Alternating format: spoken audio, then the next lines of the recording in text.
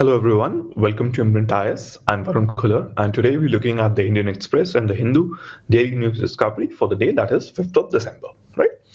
So let's start. Okay, so what all we'll be covering today? We'll be looking at malnutrition and hunger. There are a couple of articles both in the Indian Express as well as in, the Hindu. Then we look at an article on disability, right? We'll discuss that. We look into mental health, right? How 13 reasons why a show on Netflix is causing a lot of depression calls, right?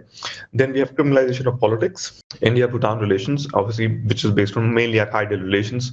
Then mob violence. A question also came in UPSC on this. There are miscellaneous. There'll be a couple of miscellaneous economic and environmental news. We look at the basic income scheme proposed by Jaswant Sinha in the Indian Express. Qatar has left the OPEC. We'll discuss that, and we'll look at urbanization, migrants, and the sons of soil concept, right? Okay, so let's start. The first is GS2, that is polity, governance, IR related news. So first topic is malnutrition. So let's look at this article, right? So what this article says is, right, it says that a decade-long phenomena of number of unnourished people in the world falling between 2003 to 2014 in absolute terms was obviously a lot. So it was basically from 961 million to 983 million. Now this has reversed during the last 3 years. Now this is very puzzling because we see that a lot of food prices have actually gone down, right? So if you think about here, the food prices are going down. Why is that? People can't afford food. That's the question, right? That's a puzzle. Now, okay, let's continue. According to the Food Agriculture Organization, FAO, and its headquarters are in Rome, please note that, the world's population suffering from hunger, the food they consume isn't sufficient to provide the minimum dietary requirement required for a normal, active, healthy life. It rose to 784.4 million in 2015, right? In 2016, it again rose, and then again in 17 again it rose. So basically now it is around 820.8 million. That's what it's saying. And also in relative terms, the share of undernourished, of the world's population has gone up to 10.9%. Right? It was basically 10.7. Now it is 10.9%. And interestingly, this is happening where there's a reversal of the declining trend of world hunger. There's a collapse in the agri commodity prices. Right, so that is what I was talking about. So it's ironical, right? Food prices are declining, but still this is the same. Okay, so the question is, why is this? So let's look at trends in India, and that would be our question, right? So this is something that definitely you should know. It says there apparent lack of connection between undernourishment and the food prices, right? To the extent even seen in India. We have, annual food inflation in India, right? Consumer price index obviously is declining and declining, right? But subsequently, the food inflation has surged, right? To double digits in 2009, which coincided with the worldwide commodity boom. But the amount of hungry people actually declined at that time. Okay, so obviously they are contradictory things, right? When food prices are booming, obviously, in India, everything is declining, right? The number of people who are hungry. So what has happened is that Costas G. Stamoulos, who's the Assistant Director General at FAO, he has given a few levels of ideas of why this is happening. He said the return of global undernourishment to the levels of 2010 is because of 3 factors. Okay, so number 1 is the war, right? There are a lot of wars. So the first is the displacement of civilian population and food insecurity resulting from conflicts. If you think about it, ISIS wala conflict start ho gaya, right? Then you realize that we have a conflict in North and West Africa. Then we have Yemen issue, and then we have the migration crisis all over Europe, right? So violent conflict, both state-based and between organized armed groups, have increased dramatically the number of people, right, in 2010. And the second, it says, is the climatic variation. And he says that 2015-16 El Nino and 2015-16, they adversely impacted monsoon rainfall in India, and that actually caused a lot of people who have come now under this, right? So, but the question would be that agriculture productivity is up, right? So if there was obviously disaster, right, it would increase. Instead, we have glut. So what has happened is the story of last 4 years globally and in India has been one of glut and depressed price realization for farmers. Okay, so the third explanation given by Stamoulos is that it has to This has to do with general economic slowdown and commodity prices themselves falling. This results in lower fiscal revenues and foreign exchange earnings for commodity exporting countries whose governments have less money to spend on welfare projects. Okay, and this is the reason they're saying that. This is the major reason. Okay, right. Then the idea is that now the undernourishment, which is basically one of the targets, right? In the UN Sustainable Development Goals, which was engaging people, now has to be looked into much more detail, right? Okay. Then we have Channing Arts, who is the director of Environment and Production Technology at Washington-based IFPRI, and basically they're famous for the Hunger Index, right? He says we need to figure out really why the world hunger is rising now, or not falling at the same rate in before as countries like India, right? So that is idea. Now, the basic question comes is we had a spike in food prices like in 2008 is bad for all except net sellers in the short term, but sustained high price also can stimulate production, leading to increased farm income. It may result in higher demand for unskilled labor and raising the overall rural wages. The only loser in the whole thing would be the urban poor. Okay, so actually higher prices, okay, can actually benefit the urban poor. So this, we have actually focused on it, focusing on CPI. So this CPI focused inflation regime that we have had, right, this basically has gone against the rural economy, right, and indirectly has just benefited the urban poor. Okay, let's look at the next article, right? So this is on stunting, and this talks about the health and longevity of Indians, right? So it says the national framework to improve nutrition for children must be upgraded on priority. So that's the first thing it's saying. So the national framework to improve nutrition for children must be upgraded on priority. The healthy longevity, so the health, longevity, well-being of Indians has improved since independence, right? An increased level of economic growth over the past 2 decades have made more funds available to the social sector. So, for example, what is there? So, the Economic Survey 2017-18, note this number, put social service spending at 6.6% of GDP, a significant rise after the marginal decline from 6% band during the previous year at 5.8. The latest report says that the stunting and wasting should convince center that it needs to understand the problem better and work with the states to give India's children a healthy future. Now, the question is, what is this? So the Global Nutrition Report, right, finds the wide variation of stunting in different parts of the country. District level, basically, data show high and very high levels of stunting, mainly in central and northern India, right, around 30 to 40%, but less than 20% in the entire south. Okay. So this is a big issue, I would say, right? So, why the question would be, why is that south winning? Now, this shows the important role played by political commitment, administrative efficiency, literacy, women empowerment, right, and then obviously in ensuring children health, food, and freedom, etc., go together. That's what it's saying, and the availability of ones can strongly influence access to the other. Right. Then it's saying social institutions can work to improve nutrition and children's welfare in free societies, and the absence of hunger enables people to develop their capabilities. And obviously, government should acknowledge the linkage between this, and the government should basically think about the improving the nutrition already existing. Okay. Then they have talked about the Anganwadi scheme, which incorporates ICDS schemes and caters up to children up to 6 years and to pregnant and lactating mothers. If it has not worked well in certain states, it must be subject to rigorous review and targeted interventions for the supplementary nutrition being made. Right. So we have to do something about this. Okay. They have also talked about other factors which affect the quality and quantity of nutrition. Right. They've said that is maternal health, right, maternal education, age at marriage, antenatal care, child's diet, and household size. So basically these 5 criteria are there. Now, there is that mapping of malnutrition at the district level is available as in the Global Nutrition Report. It is incumbent on the district and the state governments to address these determining factors. And then they said that there's a second issue is the quality of nutrition in packaged foods available to children.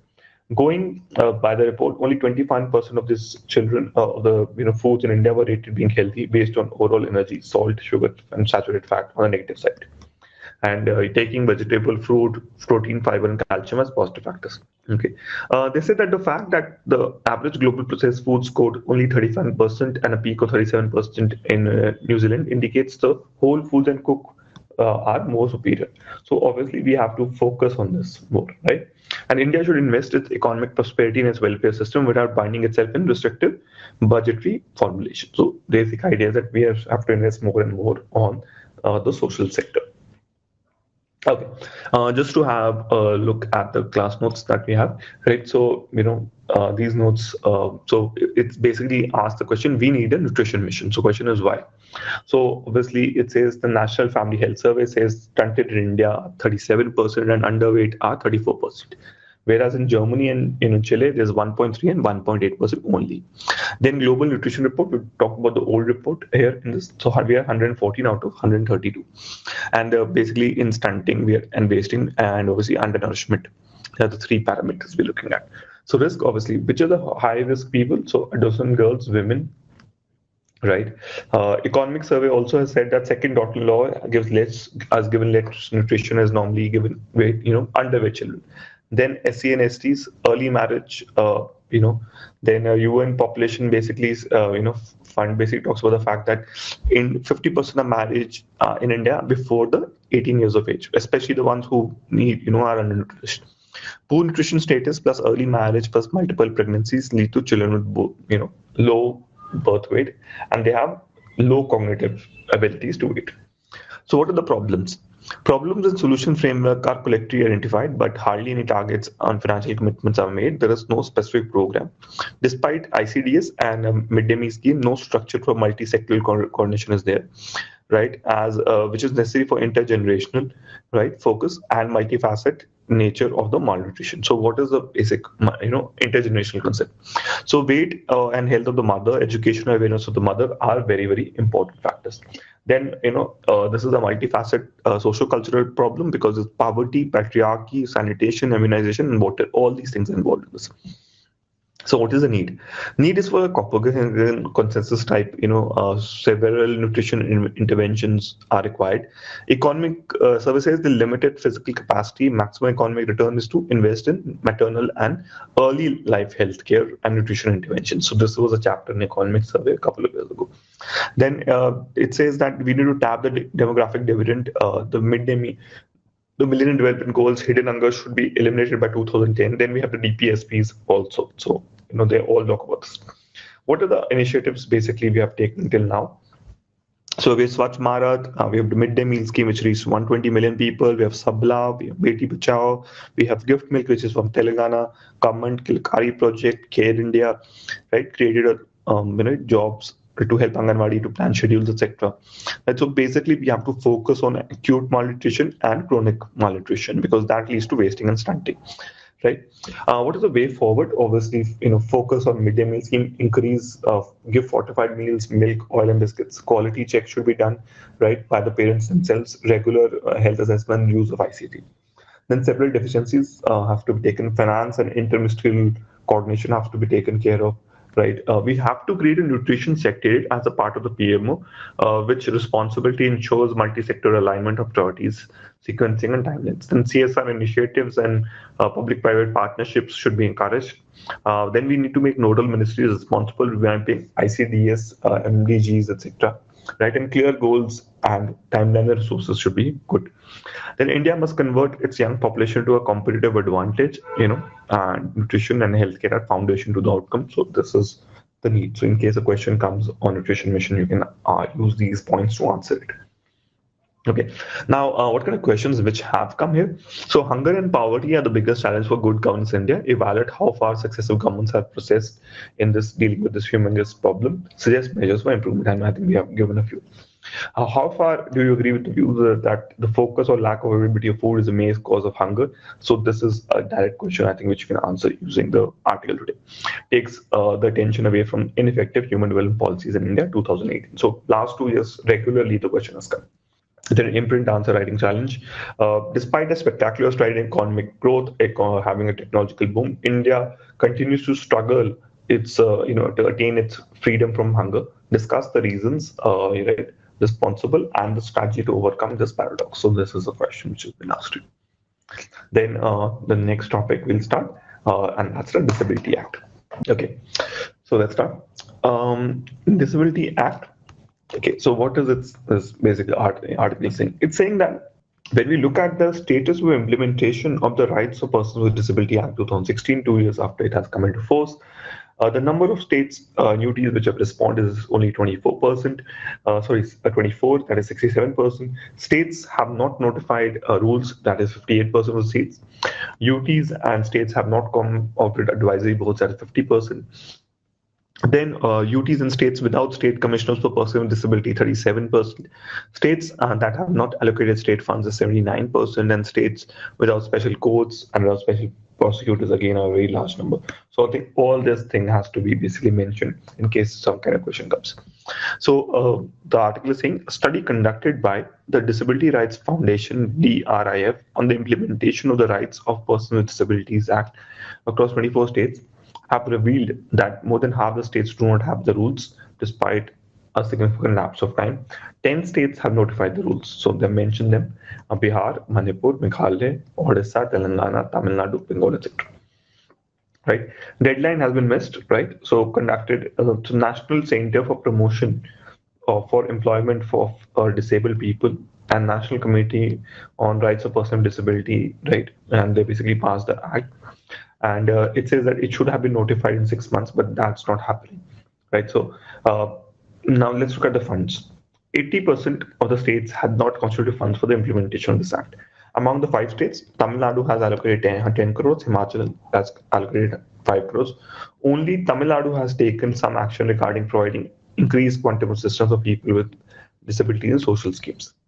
Okay, and though 62% of the states have appointed commissioners for persons with disability, the progress is not substantial. Only 3 states have constituted advisory committees, basically, comprising of experts to assist the state commissioners. And it says out of the 24 states, Union Territories, and to respond to study, Madhya Pradesh ranked the highest, followed by Odisha, Meghalaya, and Himachal Pradesh. Andaman, Nicobar, and Jammu and Kashmir were the lowest, and even the national capital is badly ranked.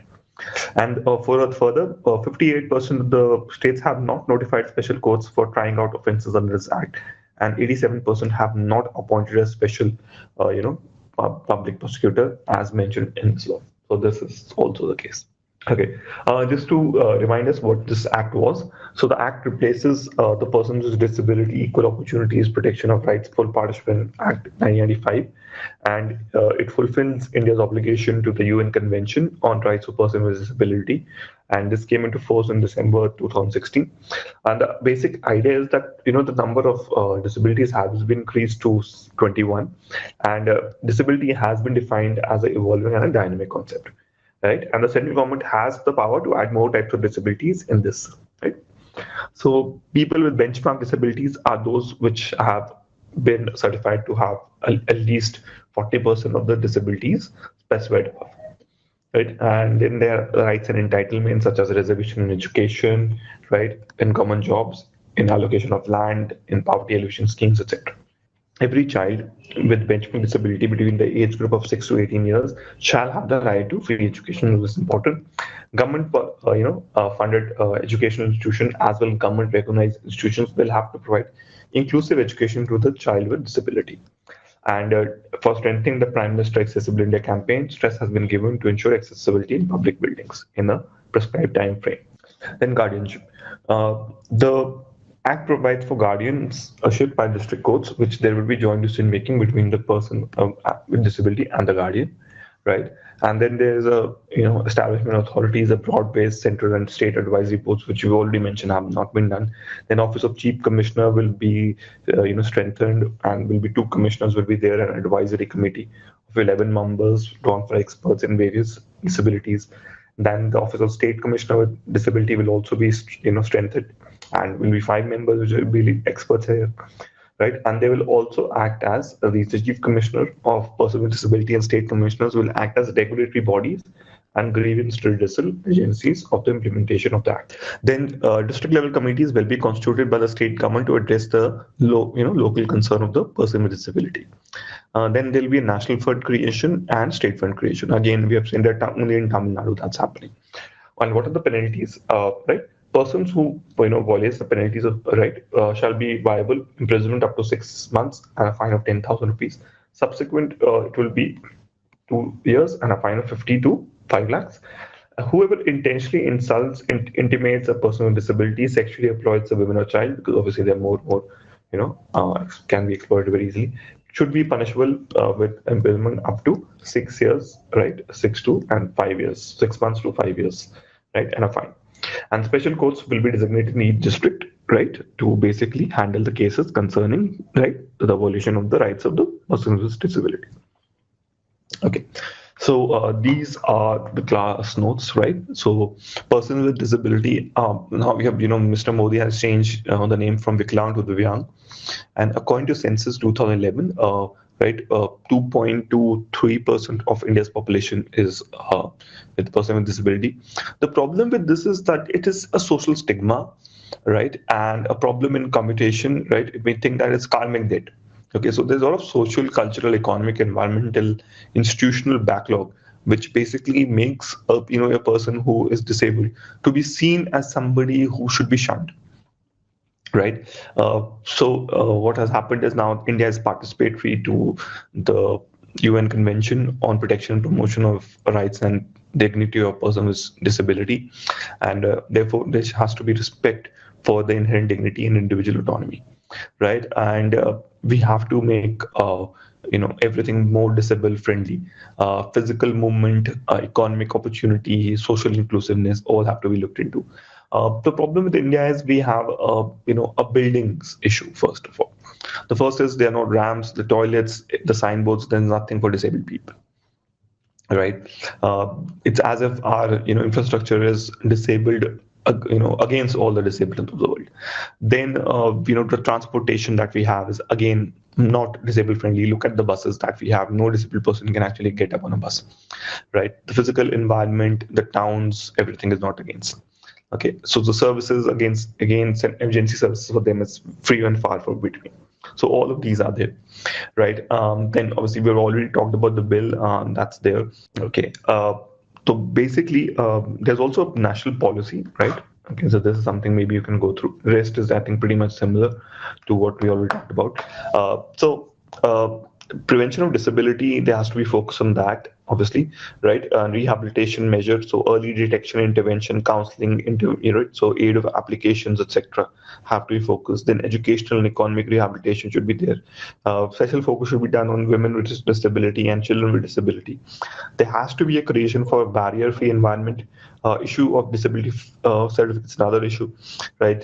Social security, promotion of NGOs, which basically work with disabled people, then collection of info from disabled people, and then research and sports and recreation and cultural life should also be encouraged. So we actually are having, the first disabled stadium, right? And this will be in Meghalaya. Right, so that's something, right, very interesting, I would say. Okay, so the next topic is mental health. And we have 13 reasons why Sneha gets more calls. So what has happened is, ever since, right, the popular Netflix serial 13 Reasons Why posted crisis information on his webpage, right, and Chennai-based Sneha Suicide Prevention Center has been flooded with calls and emails for persons seeking help, not just from Tamil Nadu, but from all over the country. So basically, what is the serial? This first season of the web serial involves around a teenager who kills herself. Had premiered in March 2017. Please do not watch it; it's highly depressing. Following concerns raised by mental health profession for the second premiere, right, it came out with a 13 Reasons Why info and provide resources for youngsters who needed help, and a web page of country-wide list of organization and health professionals. So Sneha basically has a round-the-clock website and helpline, right? So mass media outlet carrying content pertaining to suicides are required to mention helplines in those need of support. So Netflix basically put up the number. Since then, what they're saying is they're receiving 30 to 40 calls, emails per day, right? And this has now increased to 50 to 60 per day. Okay, so and now we need more assistance, we need more volunteers now, right? Sometime back, out of 10 callers, we would have 5 depressed persons. Right now, we have 8 or 9 out of the 10 callers said they are depressed, and basically have problems related to relationships, sexual identity, and academics. Right, increase in the number of calls and the change in the nature of help sort requires only more volunteers, but there is also more time to be spent with each person. Now, he's saying that we have only 45 volunteers and we need more people. Okay, maybe you guys can also volunteer if you're listening here. So you can call Sneha helpline +91 442 464 0050 in case you're ready to work at night and answer emails. Okay, let's just to have a look at the notes we have prepared for mental health. So facts: WHO in 2014, India is the suicide capital of Southeast Asia, right? And it takes place every 40 seconds in the world. WHO predicts by 2020, 20% of India's population would suffer from some kind of mental illness. There are hardly any 3,500 psychiatrists in India. So, there's a mental health care bill, and we also have a national mental health care policy. So let's look at that. Okay, so basically, this policy talks about a universal access to mental health care, and there has to be enhanced understanding of mental health care because understand there's a social stigma, right? There's people, the vulnerable people, right? Homeless people, there's people on remote areas. So all those people have to be looked into as well. There has to be a poor orientation because only the creamy layer of society has presently access to mental health care in India. And then obviously there is a talk that we should decriminalize the suicide attempt. So that is something which should be done, right? Then there's Action Plan 365, which delineates envisages the roles of the various stakeholders: the union government, the state government, the civil society, the caregivers, the NGOs, the private sector, the medical health colleges, right? So basically, I think medical colleges can definitely play a good part in this. Okay, ensure respect for rights protections of people with mental health problem, right? And obviously I've already talked about social stigma. There has to be an awareness campaign. Then we also have the October 10 as National Mental Health Day. Remember, there's a colonial perception of mental health care, that the Asylum Act and the Literacy Act, and to enhance availability and equitable distribution of skilled human resources is also required. Uh, then there's a mental health care bill, right? And this bill basically looks into various disorders of thinking, mood, perception, orientation, memory. Any disorder which impairs a person's judgment or capacity to recognize reality or to make ordinary demands of life, right? And mental conditions associated are with substance abuse and doesn't include mental retardation in certain cases as well, right? So we've already talked about mental right of person with disability. So obviously those are definitely going to be there. There's an advanced directive: the mentally ill person shall have the right to make a directive that he wants to be treated for illness during mental health situation, and who his nominated person should be, right? So that is there, right? Then obviously there are mental health establishments which have been talked about in this mental health review commission and board, and obviously prohibiting the electric shocks, the electroconvulsive therapy, and decriminalizing suicides and other things which are supposed to be looked into. Okay, right. So please copy these notes, right? We have also put the PDF on our Telegram group. You can go through that as well. Let's continue. Criminalization of politics very quickly. The Supreme Court was told that there are 4,122 MLAs pending, right? Cases pending, criminal cases. Think about that, right? Against former MPs and MLAs, and 2,324 were against city MPs and MLAs. So basically, all of them should go to jail, right? And this was initiated by BJP leader Ashwini Upadhyay, who sought a lifetime ban on politicians convicted in criminal cases, besides setting off special courts to try such, right? So he says that there are 430 cases involving life sentences are pending against sitting as well former legislature. And for earlier, we had set up, the top court had ordered 12 special courts to try cases against MLAs and MPs, but obviously, right, not really happening. And this is not something we really need to focus in case we want any kind of democracy in India. Okay, India and Bhutan. So India and Bhutan, so Bharat for Bhutan has always been a thing, right? So cooperation in Mang Dechu power project is always, basically a sign of new ties. And so the foreign secretary, Vijay Gokhale, basically talked about that that the cooperation in hydropower was a strength of science for time-tested ties between the two countries, right? And the flagship 750 megawatt Mangdechu hydro project, hopefully this month, would be on, and this would basically make our relationship even stronger, right? So Mangdechu project, just about him, it was backed by the BHEL and was implemented on bilateral basis. And the foreign secretary said the India-Bhutan ties has adapted into the changing times, and Bhutan's later democratic election has firmed up its position as a leading democracy in the country. Right. So basically, remember, India-Bhutan ties are, today are getting more and more stronger because of the fact that we're importing so much electricity from Bhutan as well. Right.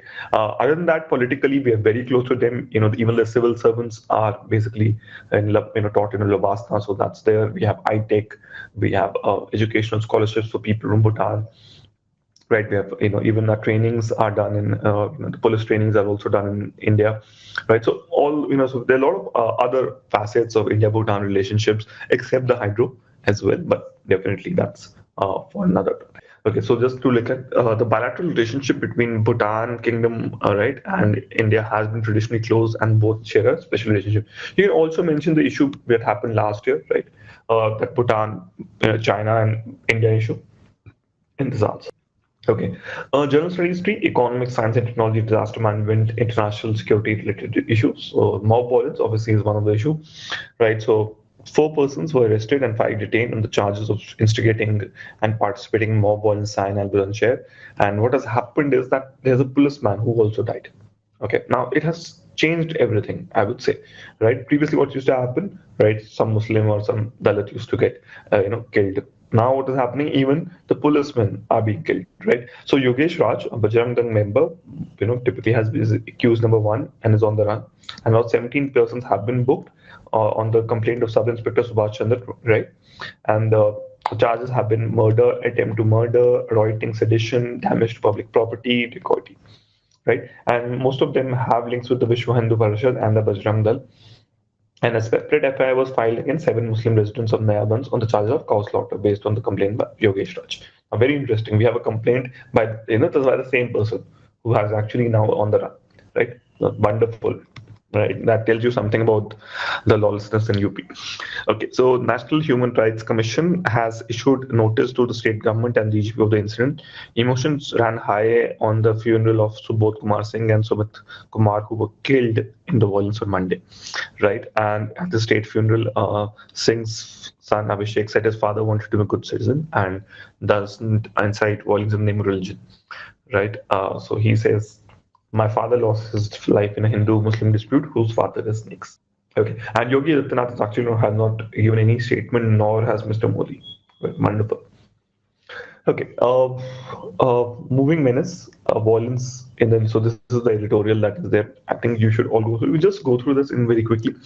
So violence in UP Bulandshahr district is another notice of the toll being taken on civic order on the account of failure to crack down on vigilante mobs. 2 persons, including police inspectors, lost their lives to bullets fired in Sana'a when villagers carried outside a police post in protest over rumor that a cow carcass has been found in the vicinity. So very interesting. So there's a rumor, there's fake news, maybe even true news, but why is a mob being there? Let the law take its course. A curious coincidence, Monday's violence touched back to the hate crime that marked or the beginning of this long spell of vigilante violence or cooperation over North India.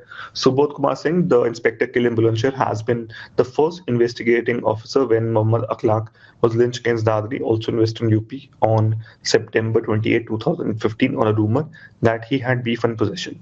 Then, as now, an equivalence was sought to be made between the crime of mob violence and murder on one hand, then the rumored cow slaughter on the other. So, right. So alongside those charged with the violence have been members of the Bajrang Dal. FIR has been filed against 7 Muslims for elect cow slaughter. Investigation should reveal whether or the mob and the police post formed organically, whether it was a conspiracy to set up communally polarized confrontation.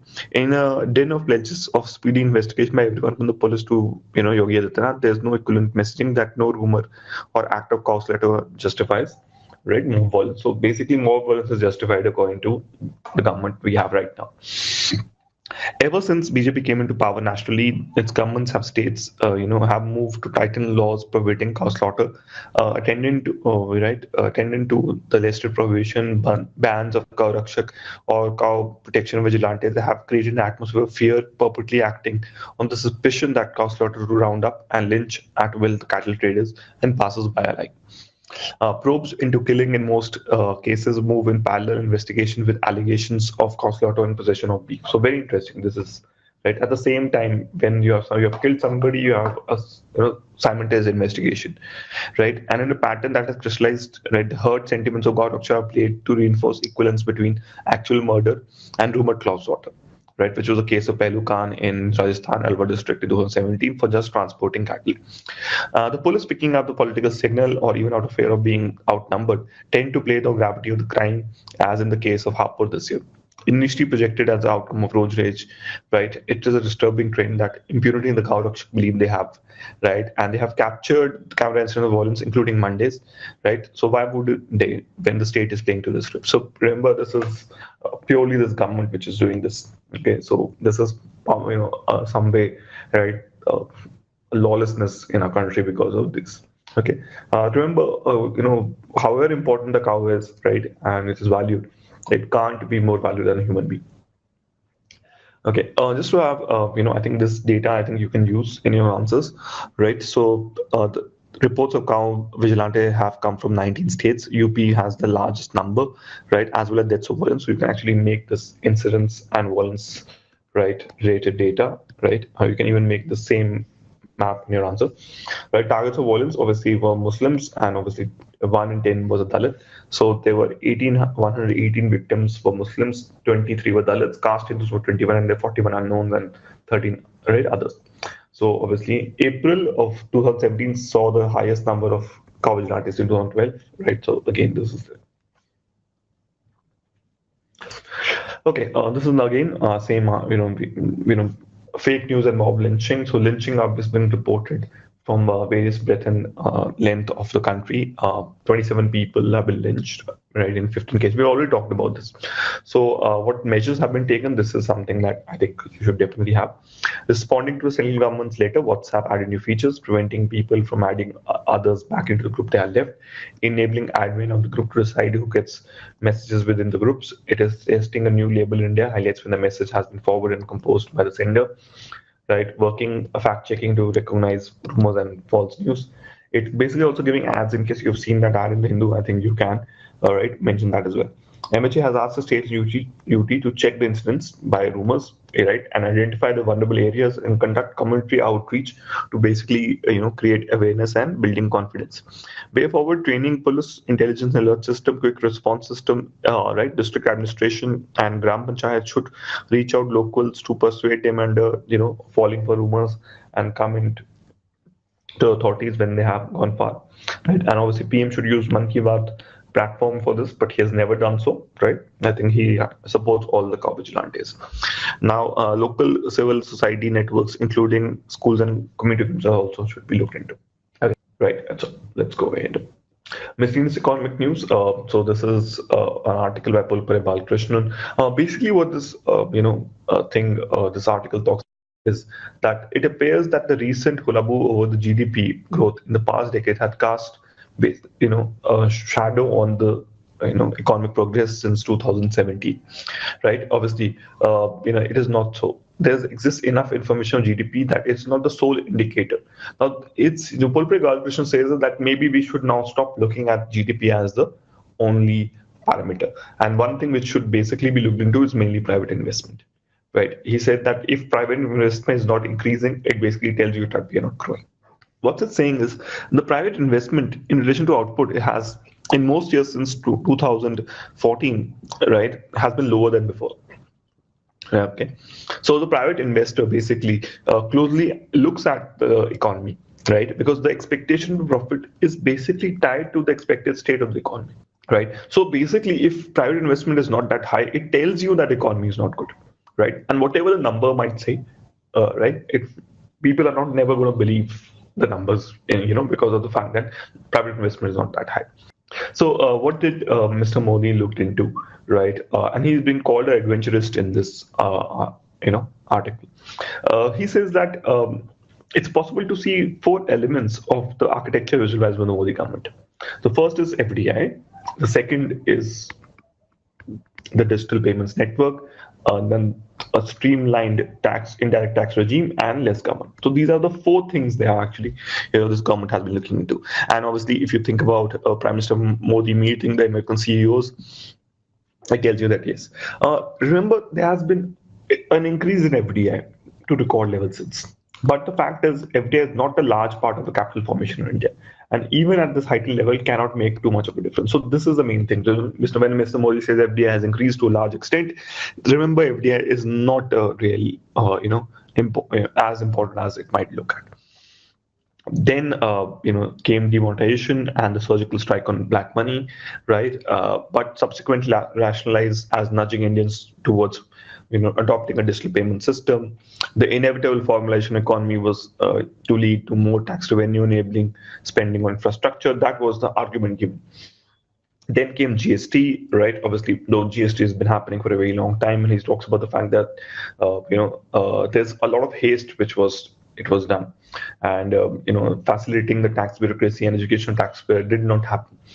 Right, but basically the states just agreed to the fact that because of the fact that not many people, they just felt that they're getting compensated, so it's okay. Then finally they had the slogan of minimum government, and this only has led to a decline in public expenditure in the economy. So only thing what minimum government, the government has done is reduce the share of public expenditure in the economy. Right, and what we have been doing is fiscal consolidation in the last few years. Right, what he has about Balakrishnan at the end of the article says is the economic policy of the Modi government have failed to infuse the private sector. Private sector has continued to slide during the tenure. Most natural thing for the government would have been to raise its own investment, and this it has not done. A rising public investment can nudge the private investor to follow suit, as later basically expects, right, profits now, right? But minimum government is an imaginative maxim for the government in the economy. And obviously what he says is the government must respond imaginatively to the emergent economic situation, right? And there needs to be increase in private investment, right? And there has to be a change in the sliding private investment reflecting declining profit expectation. Right, so the idea is how this may be done. Obviously, is something to be looked at. What the government has basically looked into is the fact is that inflation has gone down, right, even before 2014, but it has not revived private investment. So that is another thing that the government has been too focused on urban, right, areas where, because they actually have a lot of urban constituency, and have not really realized the fact that despite the fact urban economy does help out. Right, inflation only, if you control inflation, what will happen is indirectly it will lessen growth. Okay, then demonetization was beneficial in terms of increasing the tax base as well increasing direct tax collection. Right, what the CBDT chairman Sushil Chandra says is that the gross rate of direct tax collection is 16.5% and net is 14.5%. Which in itself shows that demonetization really helped widen tax base. So please note these numbers. This is important, right? It says people who were filing returns of 10 lakhs about 2 lakhs, are filing more, and people who are filing more than 1 crore has also increased. So he's saying that can really help, right? And he says our focus is that we'll get 11.5 lakh crore, and we have already covered it. So there'll be no problem in getting the direct tax collection. So what has happened at demonetization does happen. So this is one of the victories of demonetization. Please note this. And note the data definitely in your notes, right? Okay, then device norms for payment apps, RBI was told. So MIT, that is the Ministry of Electronics and Information Technology, has proposed that RBI should come up with regulation to oversee collection, usage, and sharing of data by payment providers, right? Because there are a lot of them now, right? So sensitive data is there, right? The National Security Coordinator, right? There's a collection on storage of sensitive personal data by payment service providers such as Google, Days, WhatsApp, Paytm, etc. So this needs to be looked into, right? The NCSC pointed out there was no agreement between the National Payments Corporation of India, the banks, and the application that provided the payment services. Initially, there's no liability of the NPCI and the payment service providers, right? There's nothing noting that there is a need for regulation on data flow of financial transactions. There's also pointed out there's no provision to protect the interests of the consumer against pilferage, leakage, and sharing of data, which is of sensitive nature. Right. So in case you lose, there's a hack on Paytm or in Google Pays, right, or Google Pay, that is. So what will happen is that they are not really responsible for that. Okay, let's go ahead. Listeners, environment news. So India stakes in a low carbon world economy at the highest as it is on the front line of climate disasters. So this is what it's saying. Vinod Thomas, the article says, both rich and poor countries face economic damage within storms and heat waves, right? But in India, what has happened? There have been floods, landslides in Kerala, have killed 373 people since May 30th. Uttar Pradesh, Karnataka, Assam were battered by floods this year, as was Chennai in 2015. In Delhi, Rajasthan, Andhra, Telangana have also experienced heat waves. Right. So what it says is that India is actually getting impacted much more. Okay. So obviously we need to really focus on this. What it says is also is that in 2010s our maximum temperature in April May was 40 to 40 degree. Now this is actually also increasing. So we have to really adapt to this. How do we adapt to this? We need to shift to a low carbon economy worldwide. The average temperature should rise by 2 degree, even in the, if we don't shift. Okay. So it's basically right now we feel that maybe this will never happen. Okay. We will actually increase the temperature that we're actually feeling right now by 2 degrees easily. What will it lead to? It will lead to more droughts, will damage in crops, warmer coastal waters. It will basically make certain types of fishes unsuitable to live there. Then obviously we need to adapt to this, right? So remember, with a coastline of 7,500 kilometers, most of which is low-lying, India cannot make colossal investments such as Japan, which has actually spent a lot of money in coastal defenses. They have built the world's largest underground water diversion system as well. Right. So we need better early morning timely evacuations, right? Had huge payoff, and most obviously was a Gaja and the Phylline right now.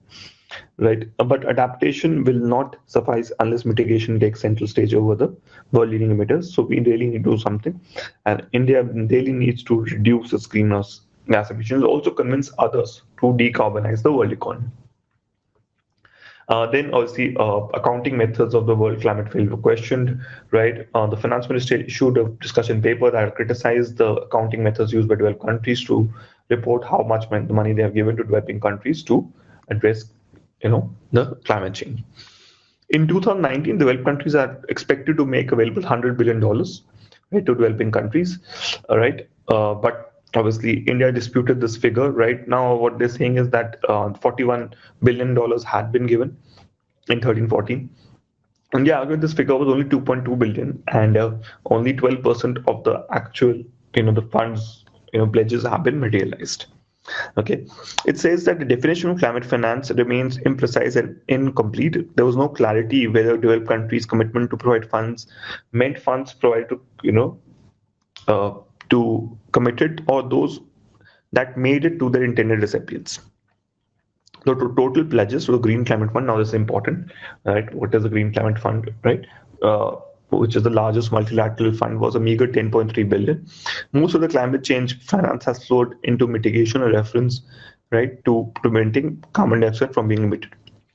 The growth in the report climate specific fund has also slowed down between 2014 to 15 too, right? There were 24% before, now it is just 14%. So obviously now, we're having the Katowice, we're having the meeting at Katowice, Poland. So definitely something needs to be looked into here, because without money, there's no real stopping of the climate change issue.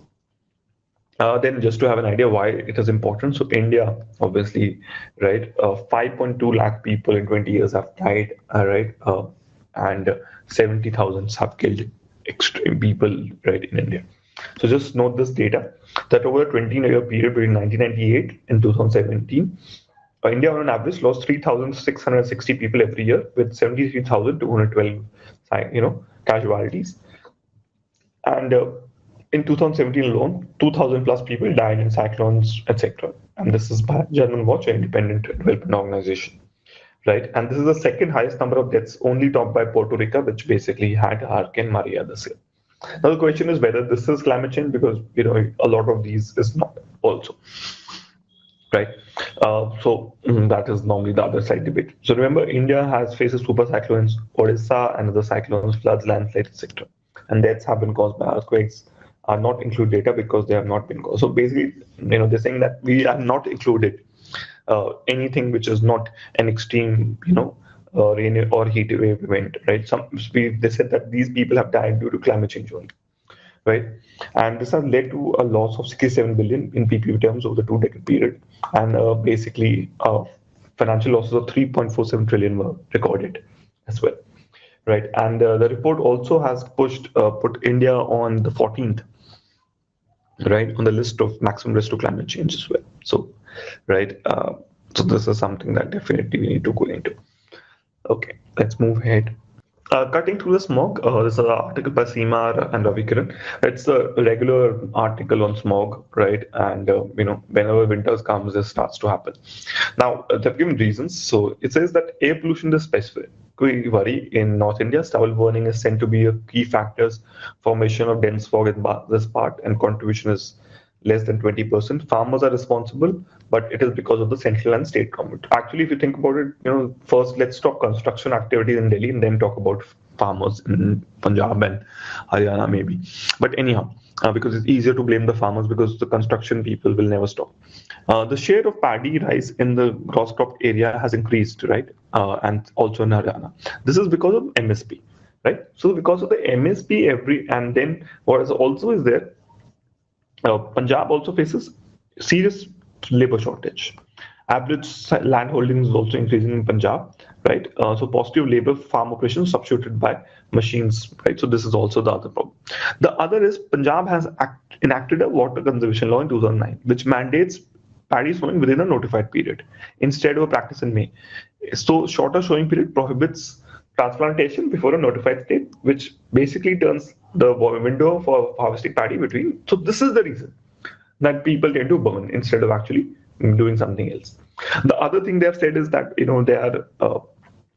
they're talking about some kind of machine, but remember the happy seeder machines to abate stubble burning adds to the cost, and even if the machine is available at the subsidized rate, remember a marginal farmer hardly earns 60,000 rupees. So what maybe is required is Uberization of agriculture. So that is what the interesting idea behind this article would be. I think that is something you can pick it up from this. And the idea should be that we can do Uberization of agriculture. The other is wheat residue, which is used for fodder paddy, right, as high silica content. And right, the idea should be now we should actually typically send it to biomass power plants should be made, and cardboard mills should be done.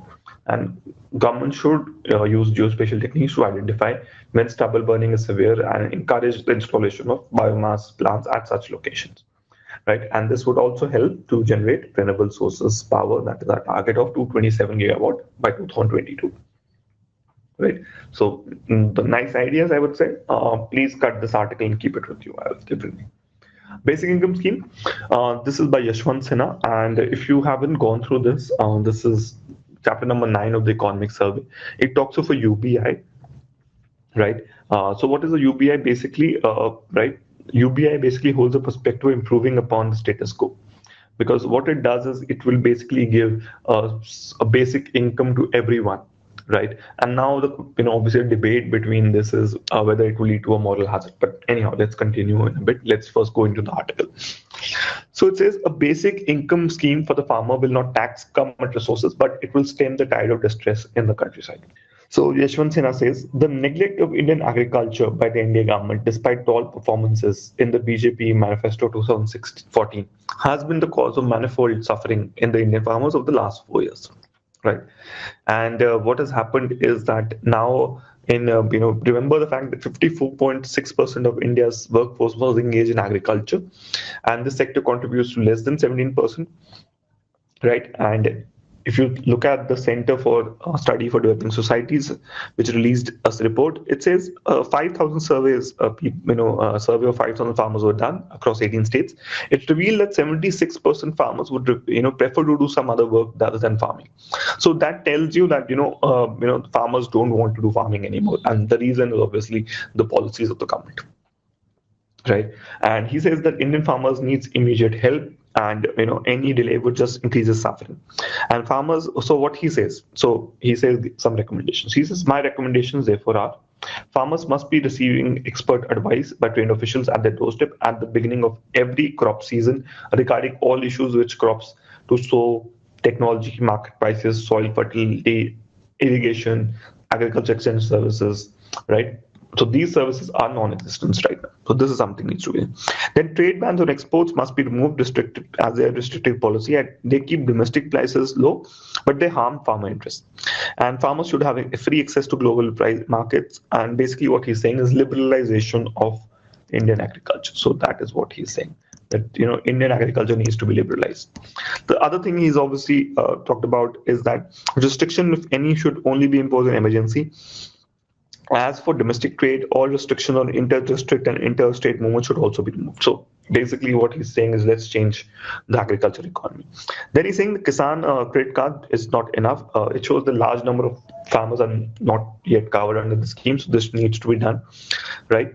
Then he says, according to the Standing Committee report on rural development, only 10% of the projects taken under the watershed development program of the Pradhan Mantri Krishi Sinchay Yojana have been completed. So this, this rain harvester should be incorporated in irrigation projects, right? And basically, it has magnificent untapped potential. So that is something. And then he says, I recommend the establishment of a micro, right, small, medium irrigation projects like tube wells, check dams instead of big projects. And they should be entirely financed by center. Please do not expect the state to give money. And the Pani Panchayat should be established for every scheme, which also acts as specialized registered body, right, responsible for execution of irrigation projects. And the Panchayat will also be responsible for maintenance of water channel and collect user charges for beneficiaries. And this would basically lead to the augmentation of the self-financing water management mechanism, right? Then he's saying every small and marginal laborer, right, a farmer should get above the age of 60 should receive a monthly pension of 5,000. Right, fertilizer subsidy should be given as direct benefit transfer. Separate dedicated electricity line should be extended to all farmers by state government to reduce the input cost and to ensure regular supply of electricity to farmers. Then they're saying there should be separate category entrepreneurship under the Mudra Yojana, which will set up the processing and storage plants for agriculture units with low rates of interest on loans, right, should be given. So this is something that. And the most important recommendation is the basic income scheme. He says all small farmer households, including tenant farmers and subtenant farmers, should receive a basic income of 6,000 rupees per acre per crop. And basically says this would basically come to 12,000 households per annum. And farmers holding land excess of 5 acre or irrigated land who produce disposable surplus or take advantage of MSP may not be included in this scheme. Right, for unirrigated holdings, the limit should be 10 acres. So basically, a very detailed thing that how UBI could be used for the farmers. Then he says the total financial burden would be 1.84 lakh crore. This should be distributed in center and state. The center would be just 1.29 lakh, which would be 1% of GDP, and the total budgeted expenditure is just 24.42 lakhs. So therefore, it's not difficult to even find this money even with the expenditure management system right now. So this would add to the fiscal deficit, but it would be worthwhile as it would keep the farmer happy and actually would be a vote spinner. I would recommend that a one-time waiver of farm loans up to 2 lakhs should also be done, right? And he says that all political parties should basically make this their manifesto. And he says that we have neglected the Indian farmers for 70 years and it's time to wake up now. Okay, if you have time, please go through a UBI article. We have our class notes also available online on IMPRINT's website, so you can go through that as well. Okay, OPEC and oil crisis, very quickly. It's very simple. Qatar, among the world's smallest country by area and richest system of gross per capita income, has announced that it was walking away from OPEC, a cartel which produces 45% of world's oil and 80% of the proven reserves. So please just note which are the countries in OPEC. It was founded in 1960 by Saudi Arabia, Iraq, Iran, Kuwait, Venezuela, Qatar joined in 1961. Saudi Arabia dominates the cartel, having pumped 11 million barrels a day in October. Approximately their base in 2017, 9.9 was that. Basically. So why Qatar has left? So the energy minister says that we want to focus on gas industry rather than oil, and anyhow we're a small player in the oil industry. The other reason can be because of the diplomatic broken relationship with Riyadh, right? Which is obviously Saudi Arabia has been very hostile as well. So he says obviously it's obviously pointless to put efforts and resources in an organization which we don't have a say and we are a very small player. We're not getting out of an oil business, but it is controlled by, obviously, OPEC, managed by a country. Obviously, he's saying that it's just Saudi Arabia taking decisions. Now, the question is, what is the problem Saudi with Qatar? Obviously, Saudi has an independent foreign policy that not aligned with the Arab neighbors. It has a close economic relationship with Shia Iran, right, which is Sunni Saudi great rival, right. In last year itself, in 2017. Saudi Arabia, UAE, and Bahrain cut ties with Qatar and directed Qatari citizens to leave within 14 days and forbade the citizens from staying in Qatar. Egypt also severed the relationship with Doha, and all of this shut their airspace to Qatar aircraft and told foreign aliens to seek permission if flying to and from Qatar. Right. So basically, Qatar also, its only land border, Saudi basically sealed it and closed its ports to Qatari flagships. Right. Riyadh says it's because Qatar has refused to end its ties with terrorists, right? Because Doha declined to fulfill the 13 demands presented to it, right? Which included end military ties with Tehran and Turkey, shut down Al Jazeera, and aligning with other Arab countries, military, politically, and economically. So, Qatar said the demands amounted to surrendering a sovereignty, which it would never do. Doha has backed Muslim Brotherhood and Hamas, but it is also a part of the Muslim-led war on Islamic State and has assisted the rebels in Bashar al-Assad regime in Syria. Right? Also for Saudi to accuse another country to support terrorism is a severe case of kettle calling the pot black. Right? And basically, what many analysts have thought is just because of the Crown Prince Mohammed bin Salman. Right? So. What will be the impact? Obviously, the impact should not be that large because it is just producing 600,000 barrels a day, which is just 2% of OPEC's total production of 32.9 million, right? But it has played a very important role in mediating internal rivalries in OPEC and striking production cut deals with producers such as Russia. And here is where his absence may hurt. Now, will India be impacted by this? Qatar has limited influence on OPEC's pricing decisions. India's perspective, it's top producer of LNG, and it's very, very important. Qatar is obviously one of its oldest LNG suppliers, and Petronet LNG is the company which we buy LNG from, right? So obviously, but OPEC doesn't really influence that, so we should not have too much of a problem.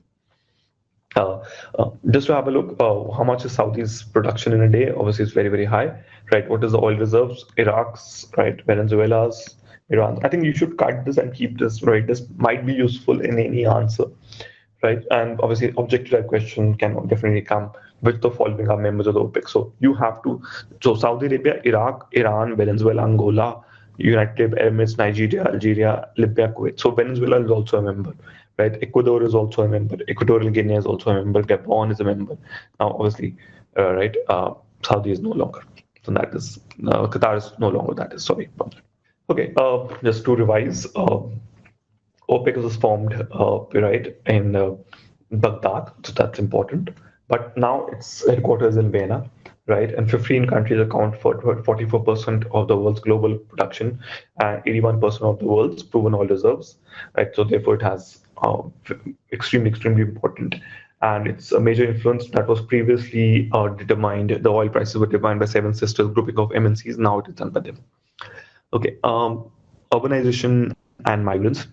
So this is by Shaibil Gupta, and he's talking about something very interesting. He's saying Prithvi Pankaj Shaw, whose original name is Gupta and is based in Mumbai, hails from Gaya in Bihar. And the 18-year-old cricketer has already broken the most domestic records before he was included in a test team. But there were reports doing rounds that recently this talented boy was being traumatized by a certain nativist group after he revealed his Bihari origins post his major dance recently after the Hyderabad test against West Indies. So this is something, I think this is something which you can use in a lot of questions and answers in your essay especially. So this is something you can use in your essay, right? So this basically, so parallelly, what has happened is an engineer and 6 plumbers of Bihari origin working at a construction sites in Vadodara were beaten up for wearing lungis, and all these incidents indicate a quintessential negative profiling of Bihar and Bihar. And in the metropolitan city of Delhi, Doman Ray, a 32-year-old Dalit from Qatar from Bihar, got drowned in working in a Jahangirpuri sewage tank. So the recent exodus of Bihari migrants from Gujarat, which started with when a Bihari laborer allegedly raped a 14-year-old girl, he was obviously arrested, and his dastardly, act had led to a movement against Biharis, right? So something like a Sons of Soil focus, right? And what MNS chief Raj Thackeray said is that please hold the UP and Bihar politicians accountable for lack of jobs, right? Right, and what basically indirectly he's saying is don't come here.